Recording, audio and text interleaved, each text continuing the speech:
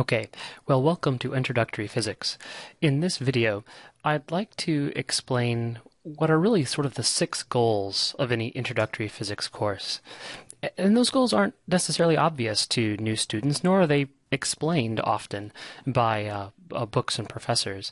And now I'm not going to belabor the obvious about each goal as much as describe what they are, maybe an example, and then highlight things that are interesting or maybe counterintuitive about what we are trying to do in this course.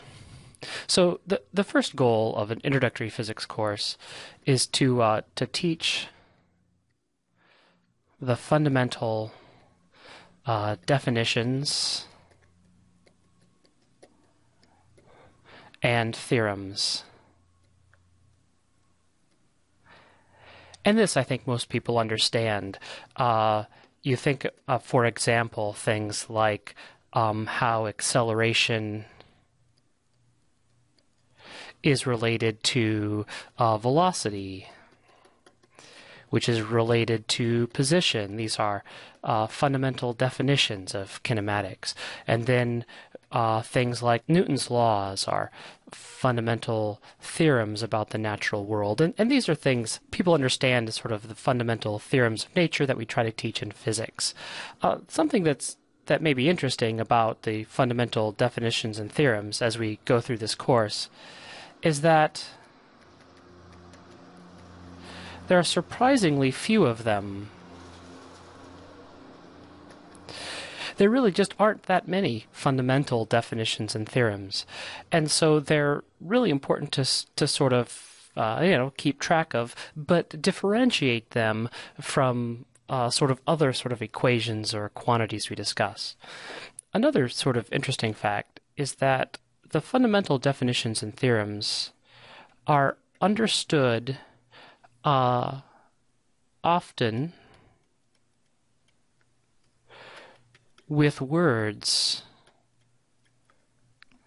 and not equations. And so, even when you can describe a fundamental theorem like conservation of energy with an equation, those very general equations often aren't that useful. And in fact, they're harder to memorize than to memorize a concept in terms of words. And so it's often useful to remember a verbal description of a fundamental definition. And then with that verbal description, translate that into a mathematical expression for a specific example. And now, while that may not make a lot of sense now, it's something we'll talk about throughout this course. Taking a verbal description of that, something that's initially verbal, and then translate that into a mathematical representation. And that's something we'll work on. But the main thing to highlight here really is that as far as fundamental definitions and theorems, there just aren't that many of them, and they're most often understood verbally instead of mathematically. Okay, the second goal of this course is to teach derived relationships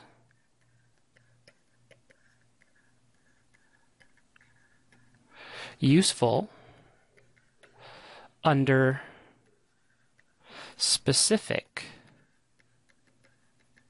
conditions.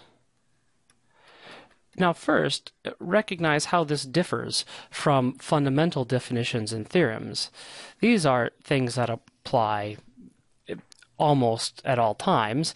This is still classical mechanics, but very different than derived relationships from our fundamental definitions and theorems that are useful only under very specific conditions. And so, for example, we might describe sort of our fundamental kinematics. Describe how acceleration, velocity, and position are all related. These are our fundamental relationships. However, under specific condition of constant acceleration, which is a very one specific condition, from that we can derive specific equations that are useful anytime we have constant acceleration motion. So that's sort of an example of going from our fundamental to derived relationship under specific conditions. So what's important about this? Well, the first sort of thing to highlight here is that this process is important to learn. Important process to learn, starting from the fundamental. Every time that you have a problem is a colossal waste of time. If you end up working, and I mean not just working in physics problems, but working in real life on a particular set of problems that always exist under specific conditions, you want to derive relationships with those specific conditions that you can use over and over again. And so it's an important process to be able to do this. The other key is to never forget the specific conditions.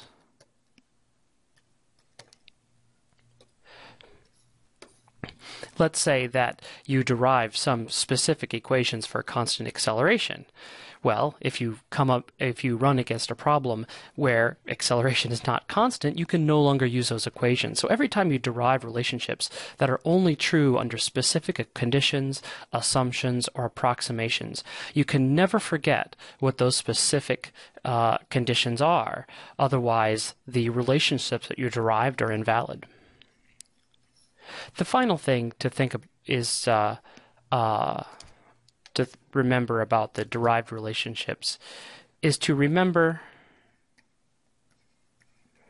your hierarchy.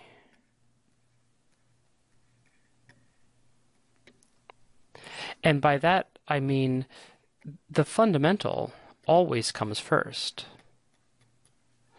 The fundamental is the most, myself some more space, most important.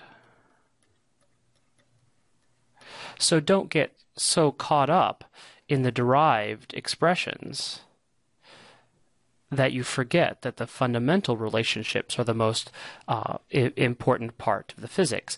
And also, you can derive some sort of massive equations. You can forget the big picture of what's more important. The other thing is that this provides a good way to remember these ideas. If you maintain a hierarchy of what's fundamental and what's derived from the fundamental, then you don't have to worry about memorizing some sort of massive equations. You can remember how these relationships relate to more fundamental parameters.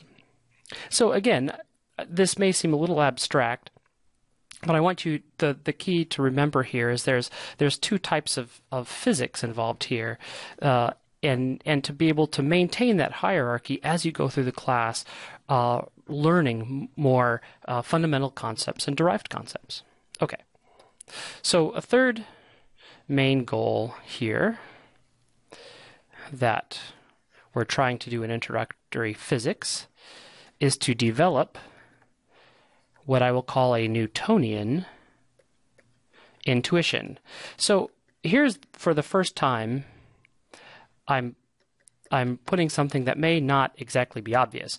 Now, when I indicated we're going to teach fundamental physics definitions and theorems, equations for specific conditions like constant acceleration, kinematics, I think most people expected that's what we would see in a physics class. But that's just two of the goals. One of the goals, another important goal, is to develop a Newtonian intuition. So what on earth does that mean? To understand what that means, I have to describe what I'll first call what most of us have, which is an Aristotelian intuition. Most people, prior to taking a physics course, have experience with the modern world, And they have developed through that experience what I will call an Aristotelian intuition. So that of course comes from Aristotle. So Aristotle lived around 350 BC in Greece, and he developed ideas about motion in the natural world. Among other things, one of the premier ancient philosophers in Western civilization. But he also thought about the physical world, and he developed ideas about motion and other things. These ideas were so wrong that they played a significant role in setting back the physical sciences in Western civilization hundreds, if not a couple thousand years. So that was unfortunate, and it wasn't until Galileo and Newton that scientists and thinkers started moving away from these Aristotelian ideas about motion. So the problem is, most likely, you have in your mind some aspect, maybe not completely, but some aspect of Aristotelian ideas. And so what are we to learn from that? And that's because Aristotle experienced the world, thought deeply and carefully about the world around him, and came up with ideas based on his experience. They turned out to be horribly wrong. But you, just like me, have lived in the same natural world, and doing a similar process, we also have developed a lot of intuition that can also lead us astray. And so the first thing to think about this is that this does not mean you are stupid. Aristotle is arguably one of the 5 or 6 smartest people in all of recorded history of the human race, and he had an Aristotelian intuition. So having an Aristotelian intuition does not mean you're dumb. Our interaction with the natural world has created a gut feeling which will often lead us astray. But another thing to recognize about this, or I should say to look out for, is to recognize when this is happening.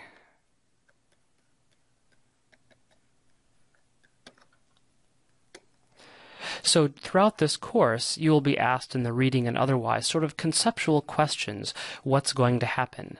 And there's if you're a typical student, a fair number of times you might get these wrong.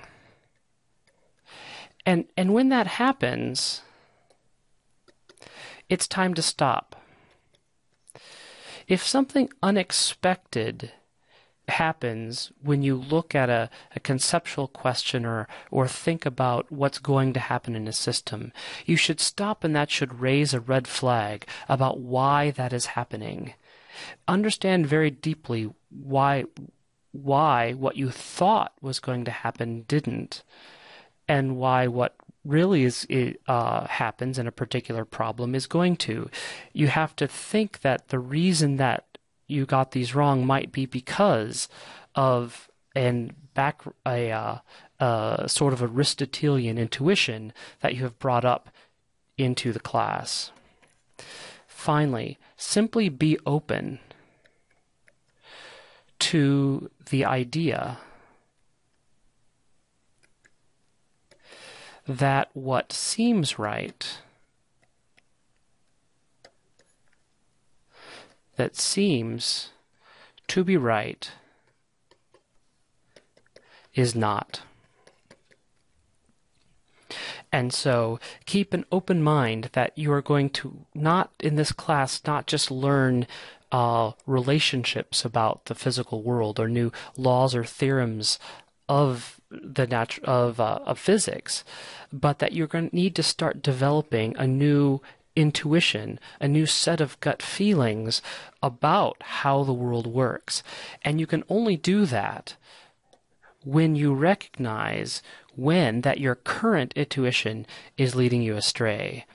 And also, remember, that does not mean that that you're somehow stupid about the natural world. It's the way nearly all of us come into this type of class the very first time. Okay, so that's one of the big goals, is develop a Newtonian intuition. Goal number 4, using models.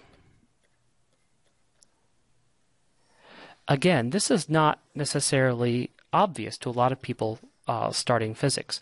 What does using models have to do with teaching physics?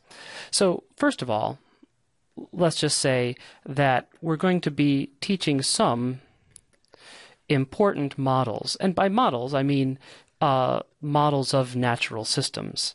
So some of these models are important. For example, the particle model, where we model a complicated or large object as simply a point particle.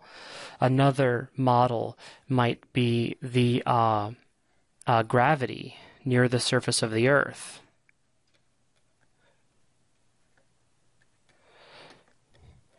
It won't be an exact universal law of gravity, but we'll have a specific model of gravity near the surface of the Earth that provides a constant acceleration. We have a model of the Earth as flat for a lot of our problems, even though the Earth itself is round. And so they're sort of important models that you need to learn how to use, that you will use in the future solving science and engineering problems. Well, the other type of models that we'll use are the models to use to study other things.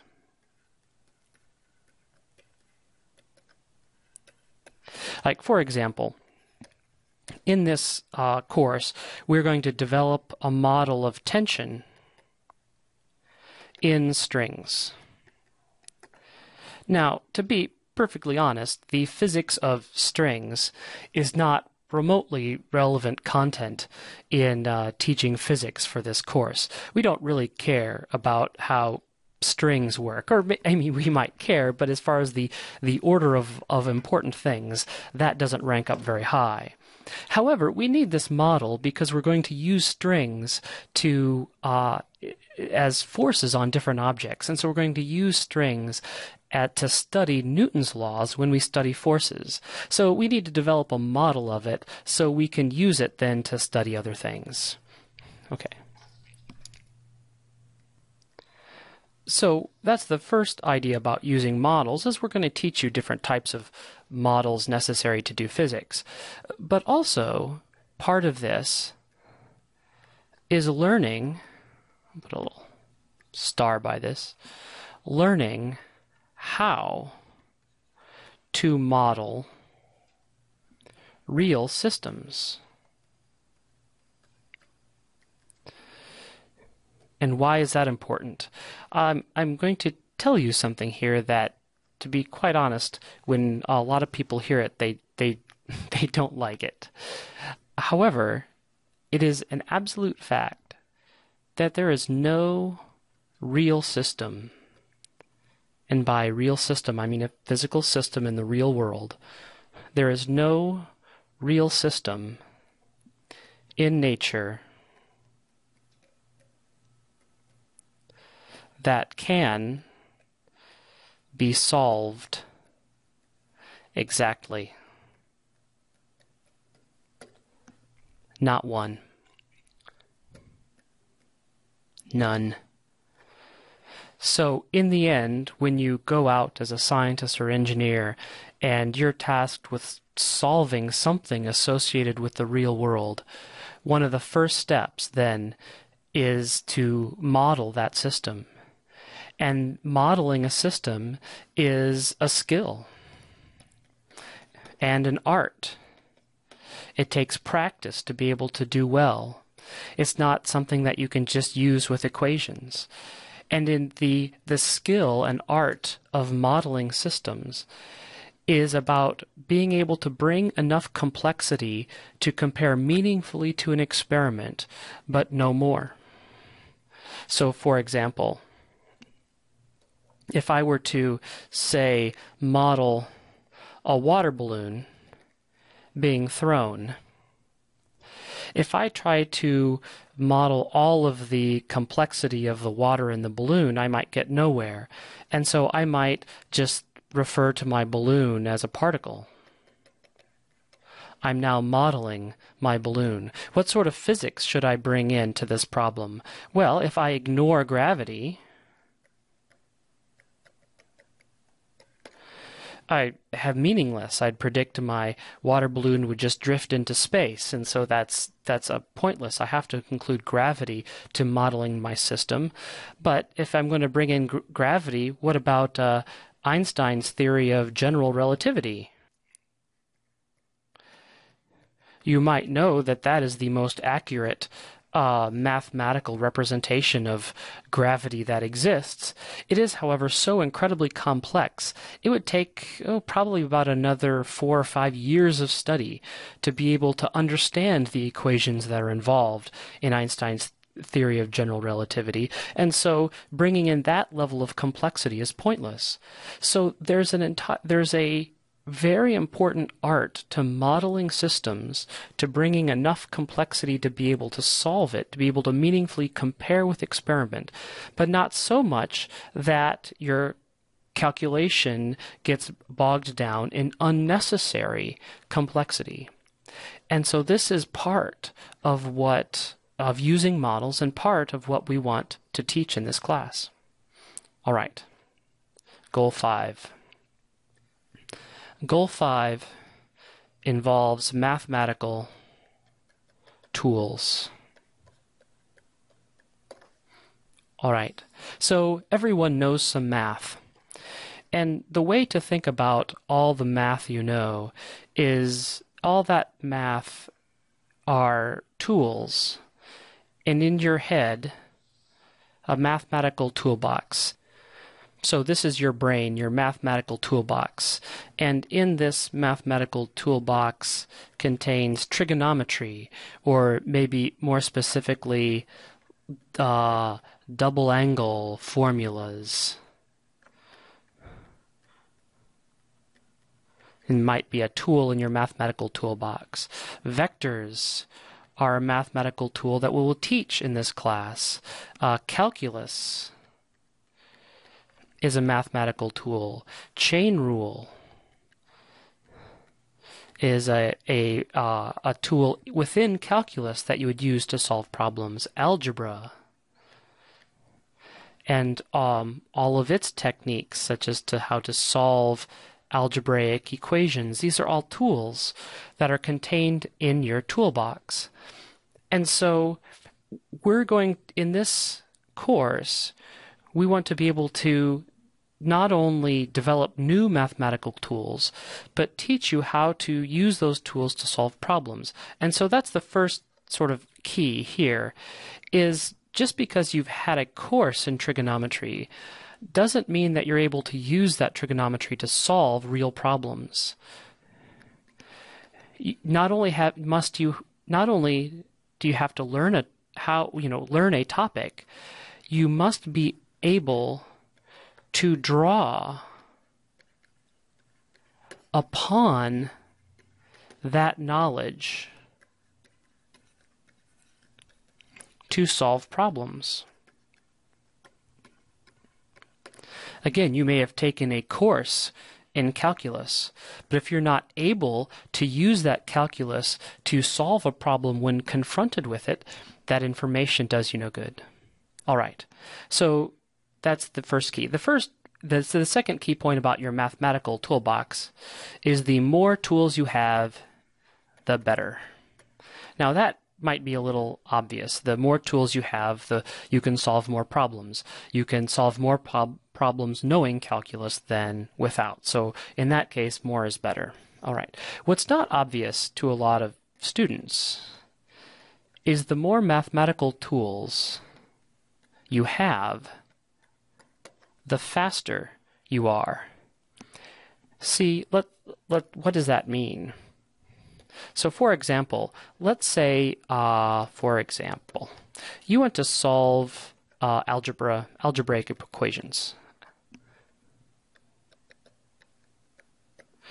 say, for example, you have two equations, two unknowns, and you want to solve that. There are a number of different methods to go about doing that.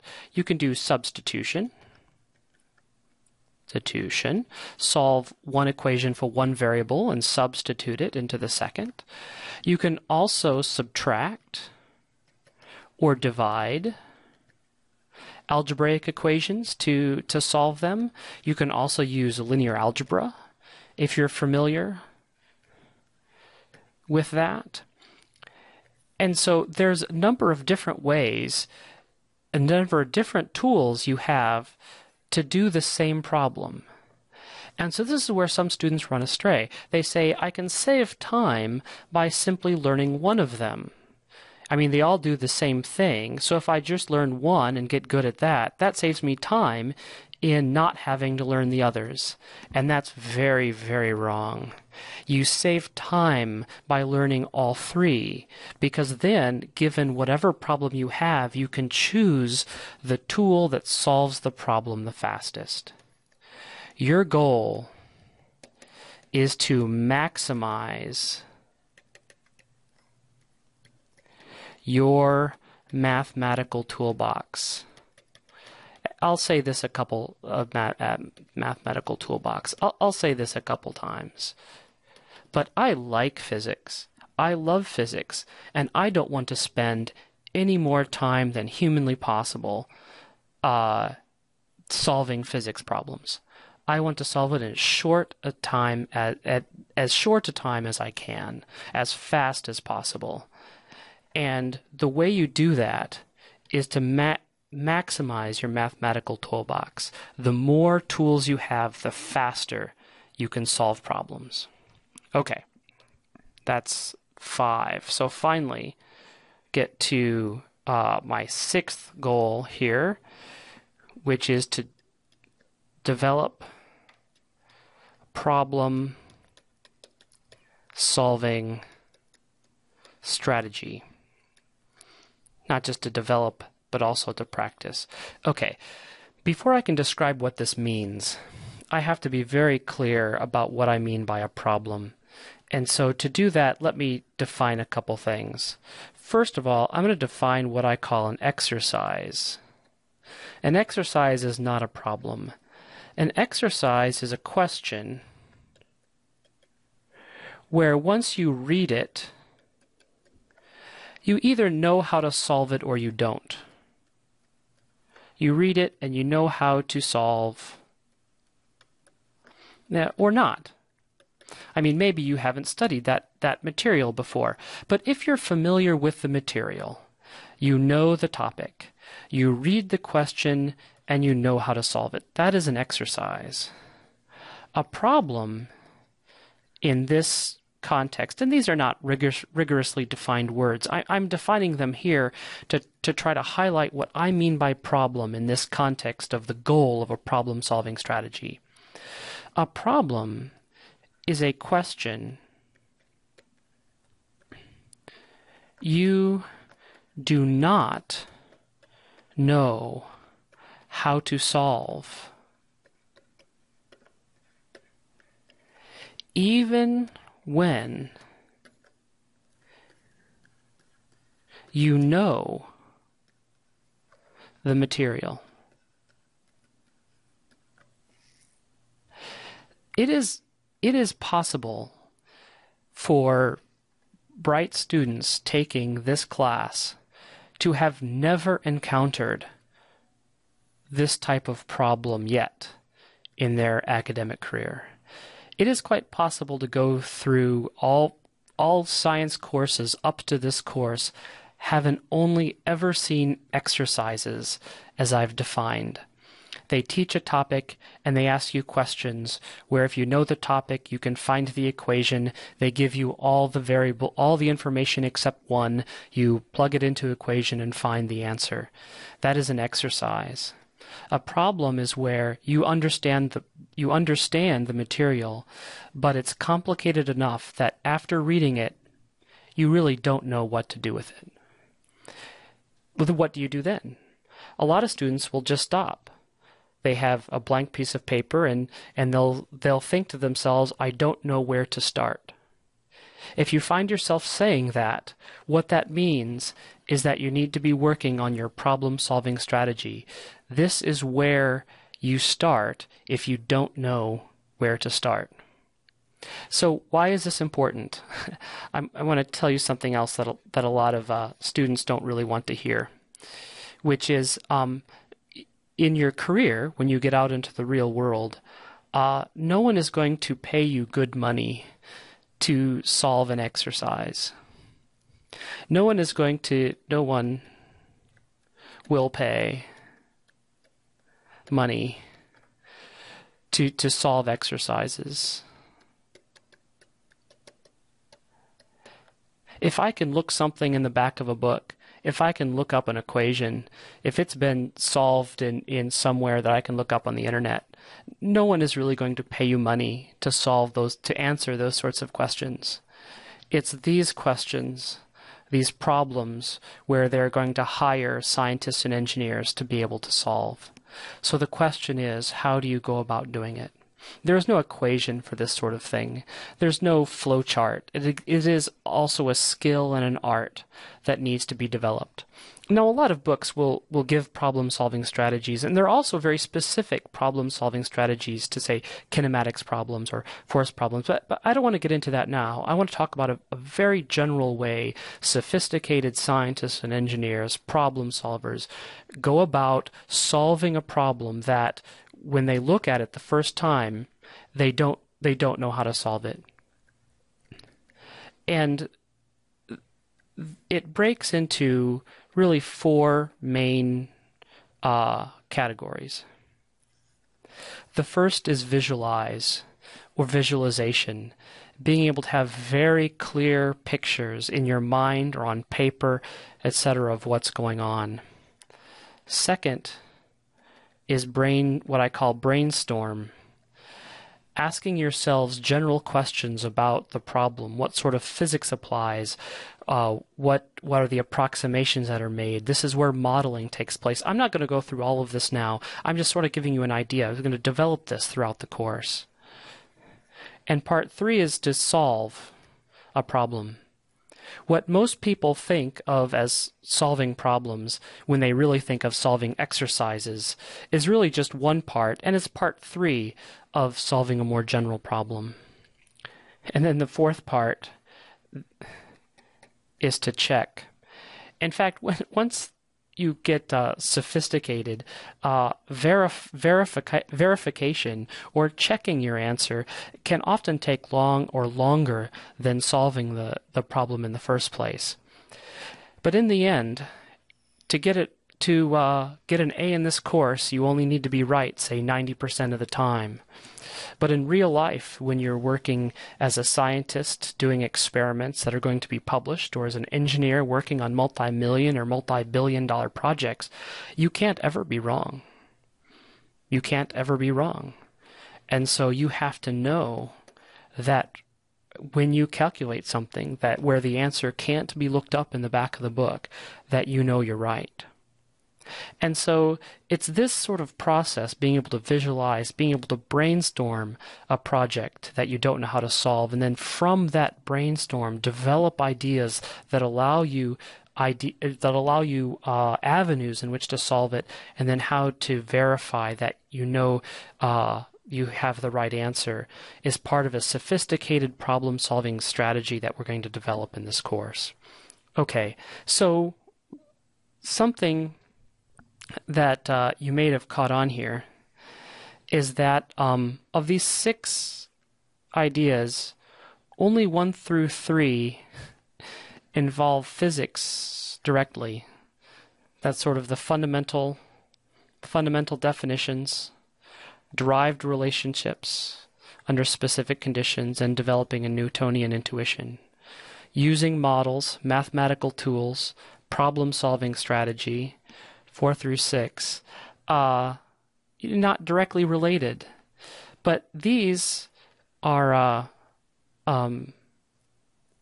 it's these skills right here that allow you to use physics and and to expand beyond physics to do everything else.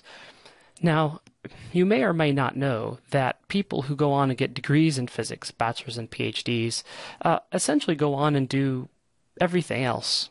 Some go on to become engineers, scientists in other fields, medical doctors, lawyers, accountants, financial professionals, hedge fund managers, Wall Street quants, and almost anything else. And how that's possible is essentially a well-developed skills in 4 through 6. Being able to model, having an enormous mathematical toolbox, being able to model complex systems and very sophisticated problem-solving strategies. And so, I mean, you may not be interested in this is, I'm not trying to advertise physics as a career goal, but the degree that you develop these skills is where you can do anything. Learning the basics is necessary to continue, but this is where you excel. And learning these skills will allow you to go above and beyond and set yourself apart from people who just know the facts.